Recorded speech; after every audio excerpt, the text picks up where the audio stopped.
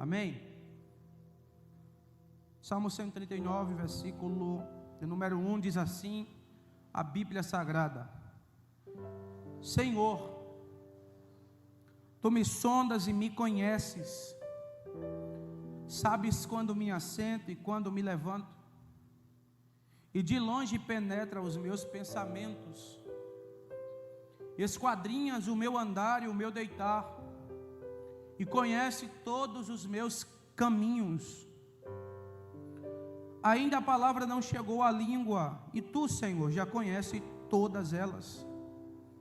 Tu me cercas por trás e por diante, sobre mim põe a Sua mão.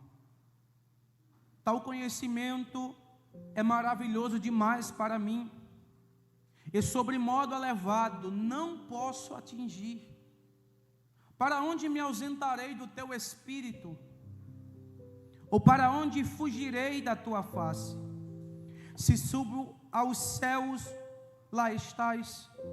Se faço a minha cama ao mais profundo abismo, lá estás também. Se tomo as asas da alvorada e me detenho nos confins do mares, ainda lá me haverá de guiar a Tua mão, e a Tua destra me sustentará. Se eu digo trevas, com efeito me cobrirão, e as luzes ao redor de mim se fará noite, até as próprias trevas não te serão escuras. As trevas e as luzes, para Ti, Senhor, são a mesma coisa. Versículo 13: Pois Tu formaste o meu interior, Tu me tecestes no seio da minha mãe. Graças Te dou, visto que por modo assombrosamente maravilhoso me formaste. As Tuas obras são admiráveis, e a minha alma o sabe muito bem. Os meus ossos não Te foram encobertos, quando no oculto fui formado e entretecido. Como nas profundezas da terra, os Teus olhos me viram, a substância ainda informe, e no Teu livro foram escritos todos os meus dias, cada um deles escritos e determinados, quando nenhum deles ainda havia. E eu digo amém. Podemos fechar a Bíblia e ir para casa. Quando a gente olha para esse salmo, a gente vai identificar Davi. É um salmo que está na conta de Davi. Davi quem escreveu. Há alguns paralelos teológicos que atribui a outros, a terceiros, mas quando a gente olha para esse salmo, a gente consegue ver uma inspiração divina de Davi em atribuir a Deus os atributos incomunicáveis dele, aquele a qual só Ele tem, só o Senhor possui, só Ele herda. Quando a gente olha para dentro desse texto, a gente vai ver uma inspiração divina, porque mente nenhuma natural irá conseguir compreender ou entender Deus com uma profundidade tão absurda como Davi compreendeu neste Salmo 139.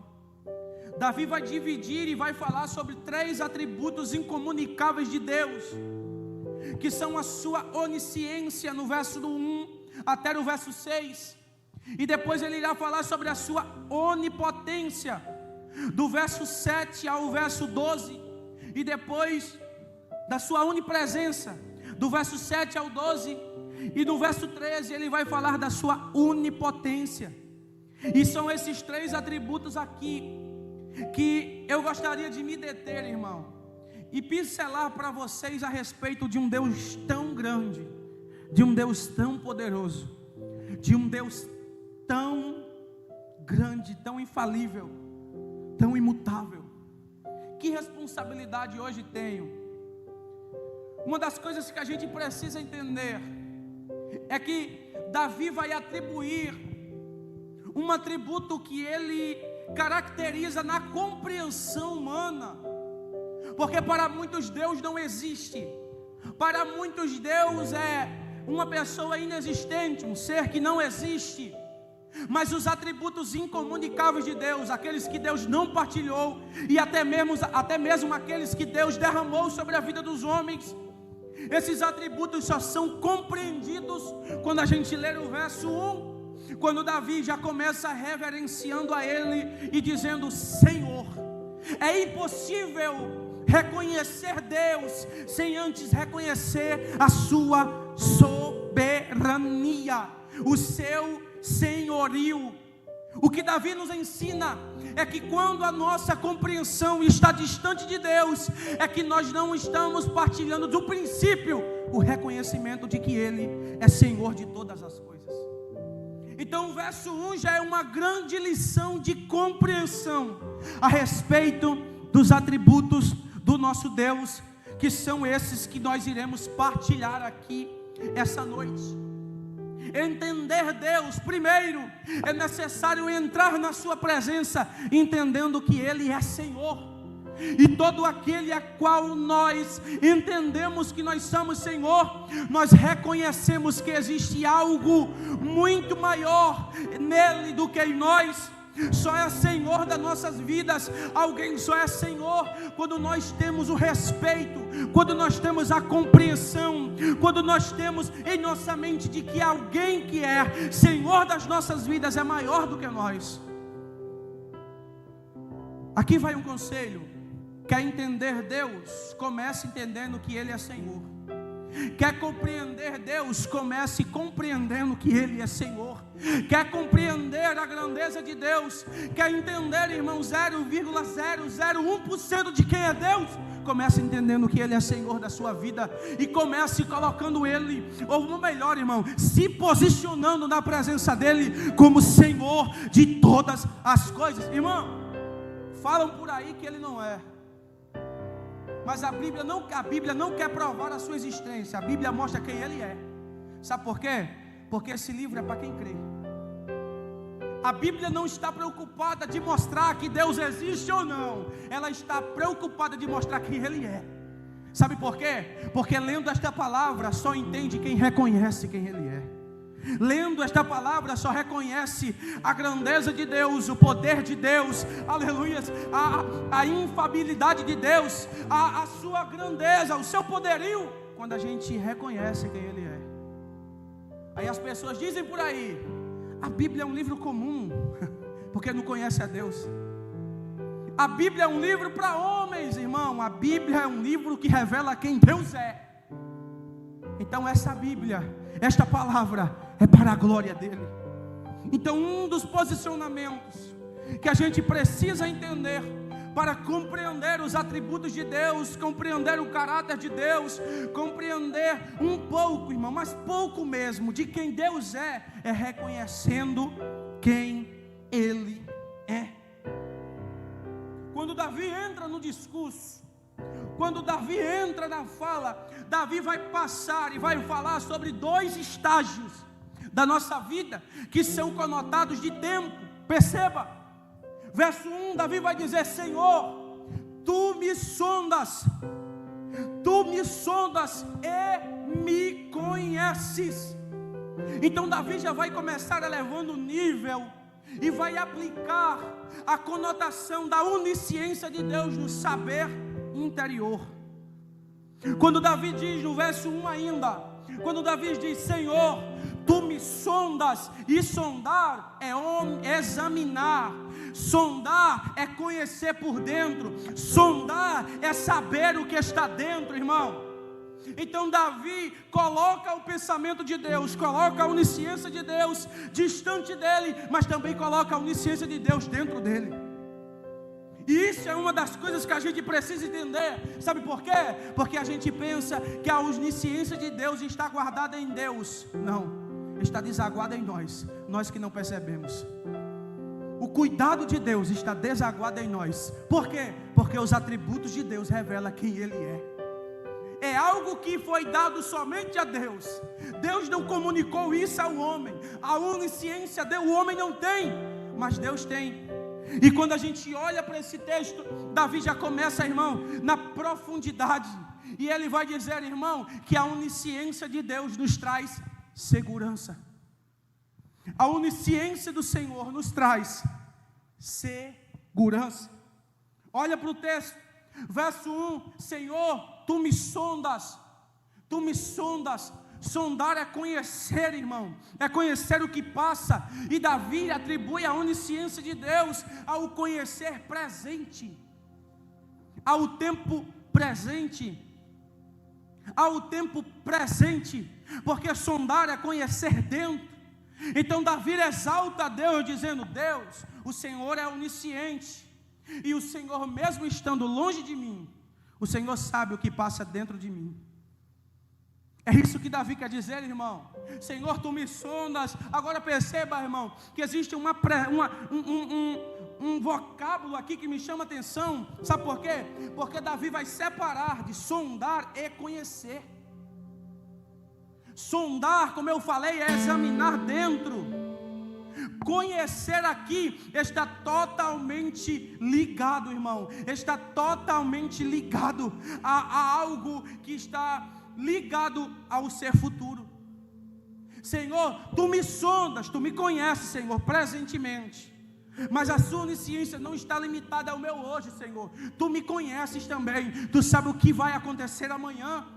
Sabe por que eu digo isso, irmão? Porque a expressão conhecer no grego é fazer um prognóstico. E fazer um prognóstico é você examinar algo que está presente e falar que aquilo vai acontecer no futuro. Quando Davi olha, irmão, para o Senhor e reconhece a sua grandeza, Davi vai dizer: Senhor, tu conheces o meu presente, mas não só o meu presente, tu sabes também do meu futuro. Tu conheces também, Pai, tu faz o prognóstico, Senhor, da minha vida no futuro. E fazer o prognóstico de algo é analisar, irmão, é olhar para algo e dizer o que vai acontecer futuramente. Só em Deus temos essa segurança. Só no Senhor. O nosso futuro não deve estar colocado em nossas mãos. O nosso futuro deve estar aplicado no atributo da onisciência de Deus, porque Ele sabe o que é melhor para nós. Quando Jesus olha para os discípulos assim: olha, o que eu faço agora vocês não entendem. Vocês não entendem, eu entendo. O que eu faço agora vocês não entendem, mas depois entenderão. O que eu falo, o que eu faço, o que eu gesticulo, vocês não compreendem, mas depois vocês irão entender. Então Jesus vivia em um presente na segurança do futuro. Por quê? Pela sua onisciência. Então a onisciência de Deus é algo que está derramado em nós, mas não é manifestado em nós, porque só Deus é onisciente. Então quando a gente percebe, irmão, que a segurança do nosso Deus, que a segurança da onisciência de Deus, que está nas mãos de um Deus vivo, nos traz essa segurança de passado, presente e de futuro, precisamos descansar nele. Sabe por quê? Porque a gente olha para a situação atual, a gente diz não tem fim, só que na história escrita por Deus, tudo já tem um fim, menos Ele que é eterno. Nesta terra, neste globo, irmão, tudo tem um fim, menos Deus. E é isso que deve confortar a nossa vida.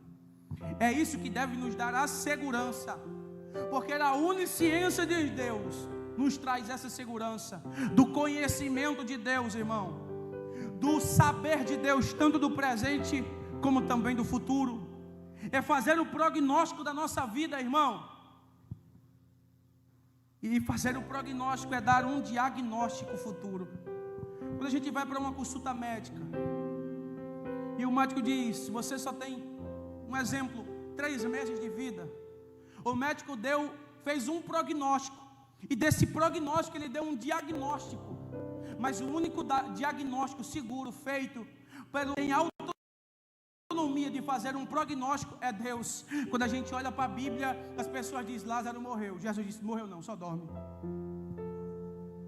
O ser humano natural disse, no seu senso natural, disse: Lázaro está morto. Jesus disse: não morreu, ele está dormindo. Mas Senhor, já fecharam a pedra. Eu vou chegar lá e vou mandar tirar a pedra. Porque o prognóstico humano, irmão, diz para nós, fala para nós, que a nossa vida vai de alcance com o que a gente vê. Então embalsamaram Lázaro, colocaram Lázaro na tumba, e Jesus demora, irmão, para chegar. E quando ele chega, ele manda tirar a pedra. No senso natural, as pessoas dizem: mas Senhor, já fede, tira a pedra. Porque como eu falei antes, irmão, ele não erra. Como eu falei antes, Lázaro não está morto, ele está dormindo. E a Bíblia diz que, a gente leu já tudo isso, a Bíblia diz que o Senhor chama Lázaro, e Lázaro sai, irmão. No senso natural humano, irmão, Lázaro estava morto, mas na onisciência divina, no prognóstico divino, no diagnóstico divino, Lázaro estava dormindo. E é isso que a gente precisa entender. É que a onisciência de Deus atinge tanto o nosso presente, como também o nosso futuro. Então, quer um conselho? Coloca a tua vida, irmão, nas mãos do Senhor. Quer ter segurança? Coloca a tua vida nas mãos de Deus. Quer ter, irmão, certeza do seu futuro? Coloca tua vida nas mãos de Deus. É isso que, quando Paulo entende, ele diz: todas as coisas cooperam para o bem daqueles que amam a Deus. Paulo está falando das coisas que irão cooperar no futuro, irmão. Não está atingindo só o presente, mas também o futuro. Como eu sei, irmão, que tudo que está acontecendo em minha vida, aleluias, é para um fim bom. Quando nós confiamos em Deus, nós entendemos que a última palavra vem dEle, que o prognóstico correto vem dEle, que o diagnóstico correto vem dEle, e que Deus guarda tanto o presente como o nosso futuro, tanto o nosso ser hoje como o nosso ser amanhã. Deus guarda todas as coisas pela sua onisciência. Perceba, irmão, Davi vai aplicar a onisciência de Deus primeiro na estação de tempo, presente e futuro. Presente e futuro. Sonda e conhece. Agora Davi vai subir o nível da onisciência de Deus, e ele vai dizer no verso 2, a parte C do versículo, Davi vai dizer: sabes quando me assento e quando me levanto, e de longe penetras os meus pensamentos. Davi atribui aqui um pouco da onipresença de Deus quando ele fala de longe, mas ele também atribui a onisciência de Deus quando Davi diz: de longe tu penetras o meu pensamento. E sabe o que é que me chama a atenção, irmão? É que o vocábulo aqui, penetrar, no hebraico, é separar. Então Davi está colocando a onisciência de Deus na sua mente. Davi está dizendo: Senhor, tu conheces o meu presente e o meu futuro, mas não só isso, tu conheces também o que passa na minha cabeça. Deus, e não é de perto não, é de longe, o Senhor penetra, viu? De longe tu penetras o meu pensamento. De longe, Senhor, tu divides o meu pensamento. Irmão, eu sou curioso demais, até exagerado. E quando eu li isso aqui, eu disse: irmão, se Deus divide os pensamentos, quantos pensamentos nós temos por dia? E eu fui pesquisar. E o que diz? Alguns estudos dizem que nós temos 70 mil pensamentos por dia, irmão. 3.000 pensamentos por hora e 50 por minuto. Para nós, irmão, diz o estudo que a gente pensa sem perceber. Passa coisas da nossa cabeça que a gente nem percebe. E disse o estudo mais, que durante a nossa vida inteira, 6 anos dela, nós sonhamos dormindo. E Davi, quando ele fala isso, Davi eleva a onisciência de Deus a uma profundidade absurda. Porque Davi não diz só que o Senhor penetra.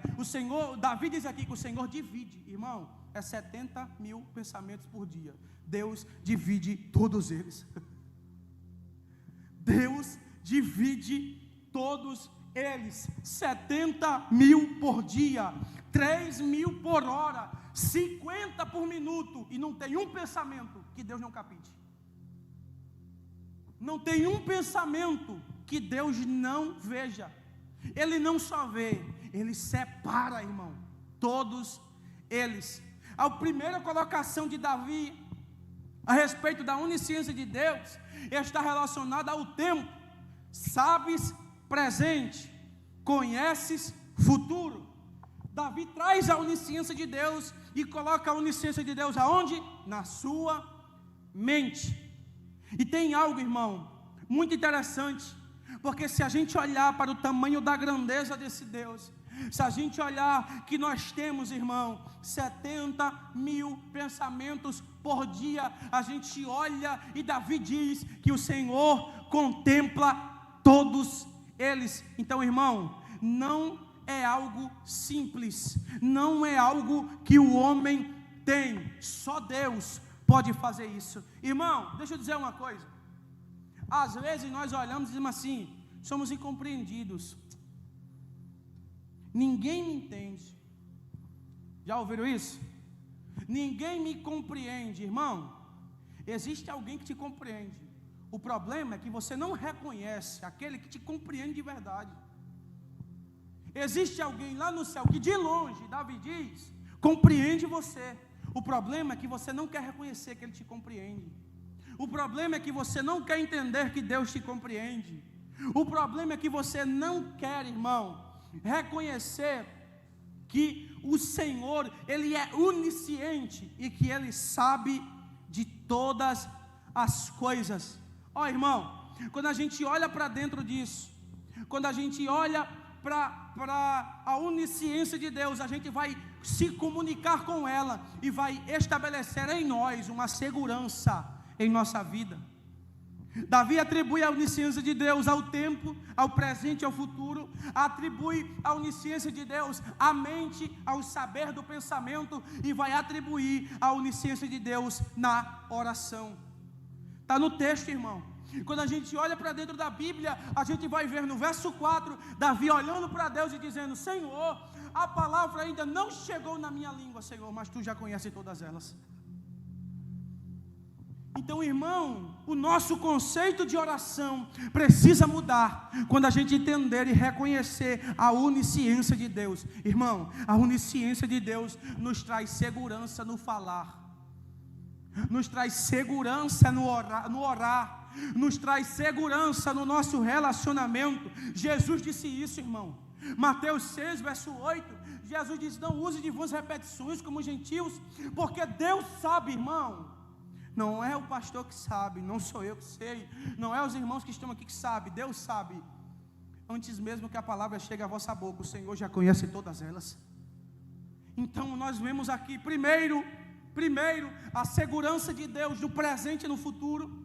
A segurança de Deus sobre a sua onisciência no presente e no futuro. Vemos a segurança de Deus, aleluia, atribuído à nossa mente. E vemos a segurança de Deus na sua onisciência no nosso falar. No nosso falar. E isso, irmão, está totalmente ligado à forma que nós oramos. Precisamos entrar na oração com outros reconhecimentos. Isso aqui é tema para outra coisa, irmão. Isso aqui é assunto para outro dia. Mas a gente precisa entrar na oração com reconhecimentos, irmão. Entendendo quem Deus é, reconhecendo os atributos dEle. Sabe por que nossa oração é fraca? Porque a imaginação que nós temos do nosso Deus é fraca. Sabe por que a nossa oração não é profunda? Porque nós não entendemos a profundidade do nosso Deus. Sabe por quê, irmão? A nossa vida espiritual é rasa, porque a gente não consegue compreender até onde o nosso Deus consegue nos levar. Quando a gente entender isso, quando a nossa mente, irmão, sofrer essa metanoia, a nossa vida espiritual vai mudar. Entender a onisciência de Deus é reconhecer a segurança no falar. Então, irmão, entenda, a sua oração não é uma oração jogada ao léu, é uma oração que traz a antecipação de Deus sobre você. Então, ninguém consegue surpreender Deus. Ninguém consegue dizer: Senhor, eu te surpreendi. Deus não vai jamais, irmão, olhar para você e dizer: poxa, não imaginava que você ia fazer isso. Ninguém. Então tudo que a gente faz, Deus já conheceu primeiro. Tudo que a gente pratica, tudo que a gente faz, tudo que a gente estabelece, tudo que a gente, irmão, executa aqui nessa terra, a onisciência de Deus já chegou primeiro. É só quando a gente olhar, irmão, quando a gente olha para o ministério do profeta Elias, fugindo da perseguição de Jezabel, vai para dentro de uma caverna. A gente lê o texto e imagina que Deus chega na caverna, mas se a gente parar para entender, irmão, isso aí, Deus já estava lá faz tempo. Porque a pergunta é: o que fazes aqui, Elias? É como se Elias tivesse chegado. Não é Deus chegando, é Elias chegando, irmão. O que fazes aqui? Porque eu já estou aqui faz tempo. Quando você imaginava de profetizar segundo a sua palavra, eu já te esperava na caverna. Então estamos seguros pela onisciência de Deus. Estamos seguros no seu atributo que é incomunicável para nós, que é a sua onisciência. Entenda, nada da sua vida foge, ou nada da sua vida, como é que eu posso falar, chama a atenção de Deus, ou deixa Deus surpreendido. Deus, Ele antecipou tudo, e tudo que você faz está debaixo de uma determinação de Deus, e isso é imutável. Isso é imutável. Perceba, irmão, Davi vai trazer a onisciência para o presente e para o futuro. Davi vai trazer a onisciência de Deus para a sua mente. Davi vai trazer a onisciência de Deus para o seu falar. E agora ele vai fazer uma apresentação da onisciência de Deus. É só você olhar para o texto, você vai perceber isso. Quando Davi apresenta a onisciência de Deus, Davi vai apresentar 4 coisas. Primeira, Davi vai dizer: sabes. Por quê? Porque só quem sabe é Ele. Segunda, verso 3, a parte A, esquadrinhas. Sabe por quê? Porque só quem consegue esquadrinhar todas as coisas com antecipação, sabendo de tudo, é Ele. Terceiro, irmão, verso 3 ainda, Davi vai dizer: conheces. Esse conhecer aqui é diferente do conhecer do verso primeiro. Esse conhecer aqui está dizendo: sabe o meu deitar e o meu levantar, e conhece todos os meus caminhos. Esse conhecer aqui está atribuído ao presente, quando Davi relaciona isso ao seu caminho.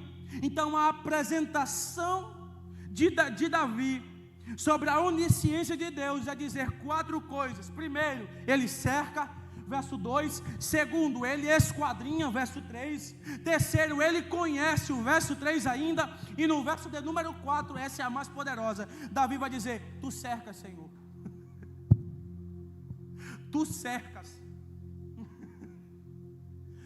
Davi apresenta a onisciência de Deus do nosso cercar. Verso de número 5, olha para o texto: tu me cercas, por trás e por diante de mim, e sobre mim pões a tua mão. Então Davi está dizendo: Senhor, antes mesmo de eu fazer algo, tu sabes. Antes mesmo de eu, Senhor, praticar algo, tu esquadrinhas. Antes mesmo, Senhor, aleluias, de eu querer, Senhor, algo, tu conheces. E antes mesmo de eu chegar em qualquer lugar, tua mão já está sobre mim, porque a tua onisciência vai na frente de todas as coisas. Posso ouvir um amém aqui? A gente precisa entender isso, irmão.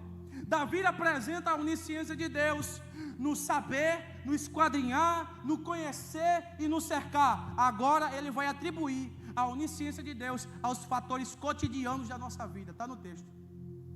Está no texto. Davi atribui a onisciência de Deus aos fatores cotidianos. Sabe por quê?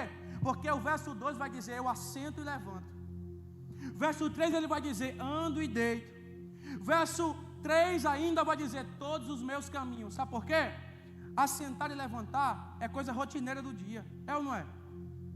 Verso 2 e o verso 3 ele vai dizer: eu ando e deito. Isso é rotineiro do dia. E os caminhos aqui está relacionado a tudo que a gente faz durante o dia. Então a gente precisa entender uma coisa, irmão: a onisciência de Deus está em nosso cotidiano. Quando você andar pelas ruas, quando você acordar, quando você deitar, quando você trabalhar, quando você for para a faculdade, quando você for para a escola, não sei, quando regularizar as coisas, quando você estiver em alguma aflição, quando você estiver na bonança, lembre que a antecipação da onisciência de Deus chegou primeiro, antes de tudo isso, e isso nos traz segurança para a glória de Deus. Isso aqui é a onisciência de Deus. Vamos para o segundo ponto: a onipresença de Deus. Verso 7 ao verso de número 12. Olha comigo para o verso 7. Davi vai atribuir a onisciência de Deus a alguns símbolos, a alguns posicionamentos, e ele vai começar, irmão, de forma absurda, como ele começou no verso 1. No verso 1 falando da onisciência, o verso 7 ele vai fazer perguntas retóricas. Davi vai fazer aqui perguntas retóricas. Verso 7: para onde me ausentarei do teu espírito? Verso 7 ainda: para onde fugirei da tua face? Olha a grandeza. Agora olha o paralelo: se eu subo aos céus, lá tu estás. Mas se eu subo aos céus, tu lá estás. Se eu desço ao mais profundo abismo, lá tu estás também. Ele diz assim, ó: e se eu pegar a asa, ou tomar as asas, no verso 9, se eu tomar as asas da alvorada, ou seja, se eu for para o norte, Senhor, lá tu estás também. Verso 9 ainda: ou me deter nos confins do mares, lá tu estás também. Aí eu retomo a pergunta: para onde fugirei, Senhor, da tua face? Então, uma das coisas que a onisciência de Deus traz é o quê? Segurança. E outra coisa que a onisciência de Deus traz também aqui, ou melhor, a onipresença de Deus aqui traz, é a contemplação. Deus é um Deus que contempla todas as coisas. Agora perceba, a onipresença de Deus, ela rege todas as coisas. A onipresença de Deus rege todas as coisas. Davi vai jogar a onisciência de Deus, vai atribuir a onisciência de Deus a estes pontos. Primeiro está no verso 7, quando ele faz as perguntas retóricas e diz: para onde fugirei da tua face? Então Davi está dizendo: Senhor, para onde eu vou me esconder da tua contemplação? Para onde eu vou chegar, Senhor? Ou que lugar do universo, ou que lugar do mundo? Se eu subo nos céus, lá tu estás. Se eu desço, Pai, ao Senhor, Pai, lá tu estás também. Se eu for para o norte, Senhor, a tua presença me cerca. Se eu for, Pai, para os confins dos mares, lá tu estás também. Então Davi está dizendo: Senhor, para onde eu posso ir? Para onde eu vou fugir, Senhor, da tua contemplação? Então a onisciência de Deus traz a segurança no saber, e a onipresença de Deus traz a segurança na nossa contemplação. Deus é o olho que tudo vê. Deus é a pessoa que contempla todas as coisas. Deus é aquele que rege, irmão, pela sua contemplação todas as coisas. Agora ele vai dizer, irmão, no meio dessas experiências, no verso de número 9, ele vai dizer, irmão: se eu tomo as asas da alvorada e me detenho nos confins dos mares, o verso 10, ainda lá. Então Davi vai jogar a sua presença no mais profundo local. Aonde? Nos confins dos mares. Aí ele vai dizer: e lá, Senhor? Eu não vou subir a planície novamente para o Senhor ter o controle. E lá?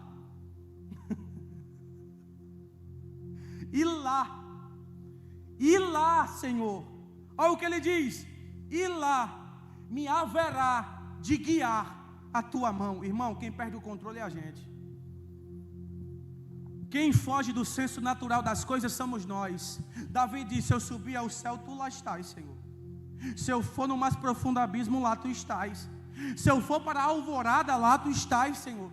Se eu for para o mais profundo, para os confins do mar, Senhor, para a parte mais profunda da terra, Senhor, lá o Senhor vai estar. Mas não só, Senhor, o Senhor vai estar, a tua mão vai me guiar, E quando Davi diz isso, Davi está dizendo: irmão, a onipresença de Deus traz direções para nós. Davi está dizendo: eu não posso fugir, Senhor, primeiro da tua contemplação, e a tua onipresença, Senhor, também não vai me fazer escapar, Senhor, do teu controle. O controle aqui está ligado no verso de número 10, irmão. A onipresença de Deus, ela guia as nossas vidas para o lugar correto. Então não pense que qualquer situação da sua vida, irmão, que qualquer adversidade, que qualquer, irmão, ponto da sua vida que você está vivendo, pense que foge do controle de Deus. Davi disse que no mais profundo abismo, Senhor, que no mais profundo lugar, a tua presença vai estar lá. E não só a tua presença, a tua direção e o teu controle e o teu poder vai estar lá também. A gente precisa entender isso. A onisciência de Deus traz essa segurança de antecipação. A onipresença de Deus traz essa segurança, irmão, para nossas vidas, na regência do nosso ser. Então Davi vai dizer, primeiro, que a onipresença de Deus, primeiro, ela contempla. Segundo, verso de número 10, ela guia. Terceiro, irmão, verso de número 10 ainda, ele vai dizer, primeiro, que contempla. Segundo, que dá direção e que controla. E a onipresença de Deus sustenta a nossa vida, está no verso 10. Quando a gente olha para o verso 10, a gente vai entender isso, irmão. Olha para o verso 10 comigo, você que está me acompanhando. Olha para o verso e diz assim, e lê comigo: ainda lá me haverá de guiar a tua mão, e a tua destra me sustentará.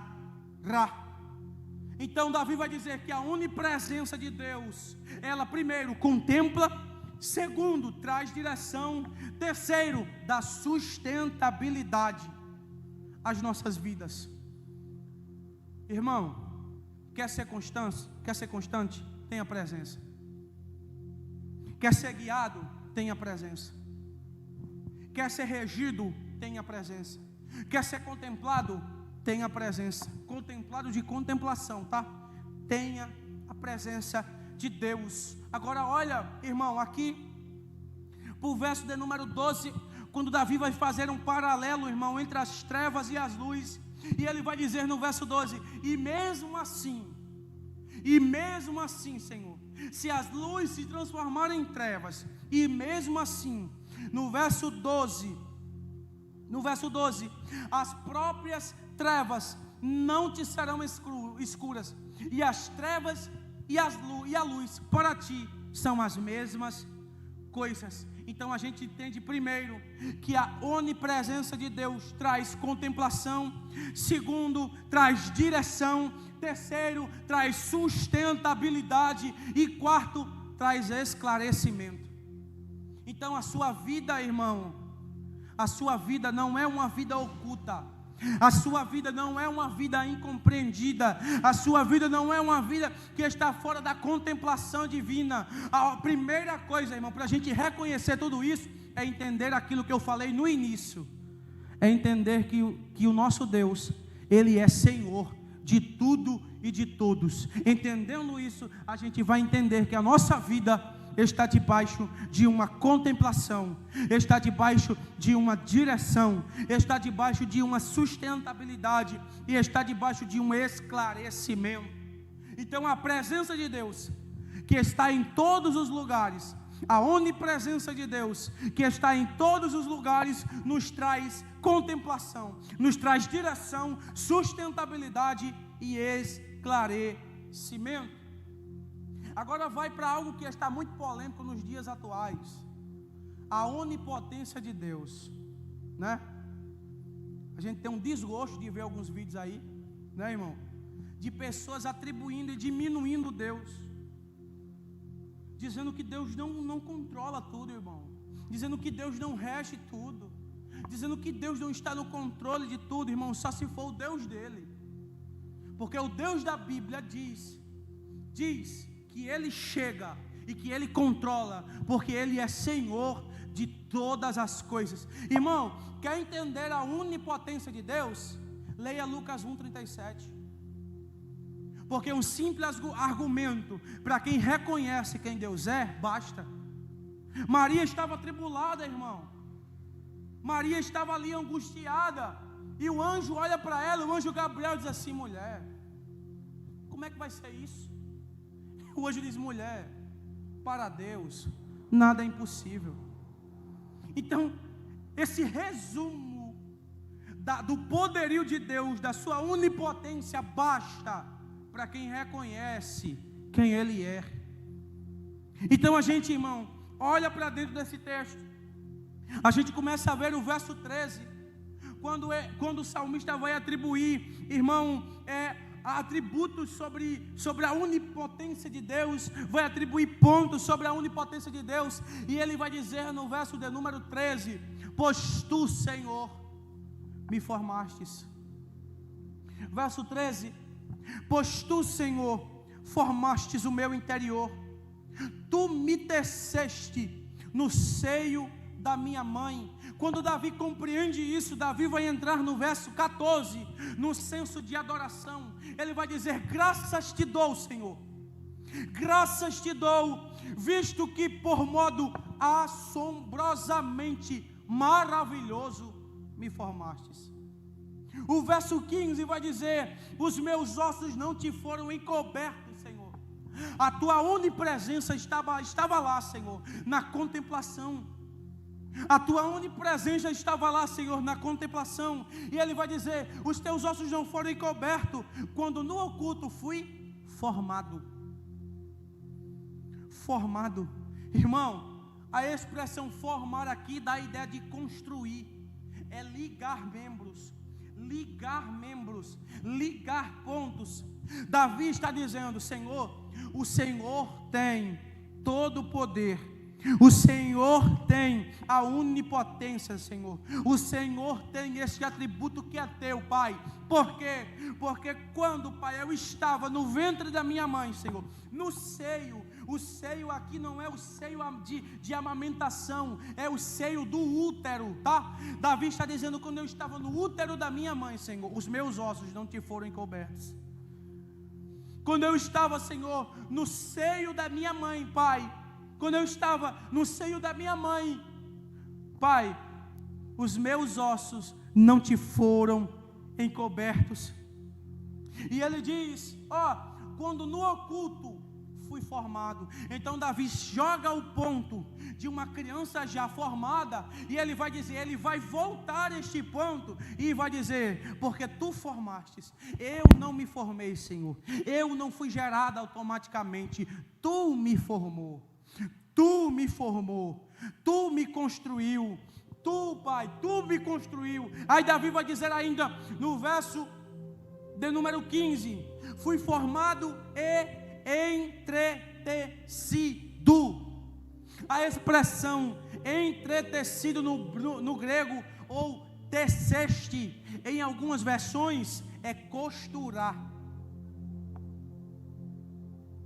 Davi está dizendo: Senhor, a tua onipotência não só contemplou os meus ossos, A tua onipresença, Senhor, e a tua onisciência não só contemplou os meus ossos, mas a tua onipotência, Senhor, viu ela. A tua onipotência contemplou ela, Pai, junto com a tua onisciência e junto com a tua onipresença. E o Senhor me formou, e o Senhor me costurou. Essa expressão aqui, irmão, de costurar, está ligada a uma roupa, a formação de uma roupa. Então, irmão, tudo que está no seu corpo, na forma dele, tem a assinatura divina, tem a agulha da formação divina. Então Deus é onipresente, Deus é onisciente, Deus é onipotente. Olhando para este verso, ele vai dizer: e os teus olhos, no verso 16, e os teus olhos me viram, os teus olhos, Senhor, me viram a substância ainda informe. Verso 15, Davi trata de toda a formação. Aí agora Davi vai falar no verso 16, desde a substância informe do útero até a vida rotineira dele. Davi vai ligar isso desde a formação do útero, desde o embrião, a substância que não tinha forma. Davi vai dizer: e os teus olhos, a tua onipotência, ela me contemplou. A tua onipotência, Deus, ela me viu. A tua onipotência, Pai, ela me construiu. A tua onipotência, Senhor, ela me costurou, porque os teus olhos me viram a substância ainda informe. E é isso que Davi vai dizer sobre a onipotência. E ele vai dizer assim: irmão, olha para cá. Você que está aí na live, talvez esteja distraído, não sei, olha para mim. Davi vai dizer assim: irmão, os teus olhos viram a minha substância ainda informe, e no teu livro, Davi vai jogar, irmão, a autonomia da onipotência. Só Deus, irmão, interfere em histórias. Só Deus interfere em propósitos. Atos 9, quando Paulo está indo para Damasco, a caminho de Damasco, o propósito do coração de Paulo é chegar em Damasco. Só que o propósito divino era batizar Saulo com o Espírito Santo e fazer de Saulo um pregador do Evangelho. Então só Deus tem essa autonomia. Quando a gente olha para o verso 16, e no teu livro foram escritos, e esse escrito aqui é a autoria divina. Deixa eu dizer uma coisa, irmão, sua vida não é um fruto de um acaso, sua vida não é algo que é jogado ao léu, sua vida ela tem um autor, e a sua vida ela tem um propósito, e este propósito, irmão, foi escrito por aquele que tem todo o poder, a autoria divina. E ele vai dizer: o Senhor não só escreveu, Pai, o Senhor não só escreveu no teu livro, mas o Senhor também escreveu todos os meus dias. E sabe o que é isso? Isso é a autonomia de Deus. Só Deus escreve histórias e mais ninguém. Só o Senhor, irmão. É Ele quem escreve a nossa história. É Ele, irmão. É Ele quem tem a autonomia. É Ele quem contempla. É Ele quem forma. É Ele, porque Ele tem todo o poder. E Davi vai dizer, irmão, no verso 16 ainda, eu estou correndo para encerrar. Davi vai dizer no verso 16: o Senhor escreveu todos os meus dias. Aí ele vai colocar uma vírgula e vai dizer: cada um deles. Sabe o que é isso? É o capricho de Deus. Isso é o capricho da autoridade, da onipotência de Deus. Deus é o autor da história de Davi. Deus contemplou Davi, irmão, na sua onisciência. Deus escreveu a história do Davi. Deus, ele teve a autonomia de falar sobre todos os dias, e não só todos, cada um deles. Então tudo que a gente faz, tudo, irmão, absolutamente tudo, já foi determinado por Deus. É isso, irmão, que ele vai fechar o verso dizendo: o Senhor escreveu, Pai, todos os meus dias, cada um deles escritos e determinados. Quando Davi aplica esta palavra, irmão, quando Davi aplica esta palavra, determinado, Davi está dizendo: Senhor, a minha vida é responsabilidade tua, porque quem escreveu foi o Senhor, porque quem contemplou a substância informe foi o Senhor, porque quem fez todas essas coisas foi o Senhor. E é isso que Davi vai dizer, é isso que Davi vai jogar, irmão, à tona.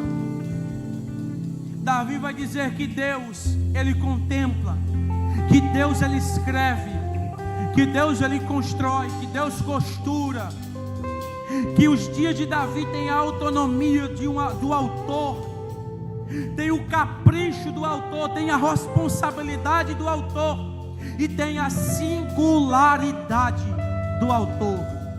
Deus, Ele é o autor de tudo, e essa história é singular. Essa história que Deus escreveu é uma história singular. Então, irmão, a sua onisciência, ela antecipa a nossa vida, ela está à frente de nós. A sua onipresença, ela nos traz segurança, e a sua onipotência tem todo o capricho, tem toda a autoria, tem toda a responsabilidade de Deus desaguada sobre nós, em nome de Jesus. Adore ao Senhor nesse momento, em nome de Jesus. Porque dele, por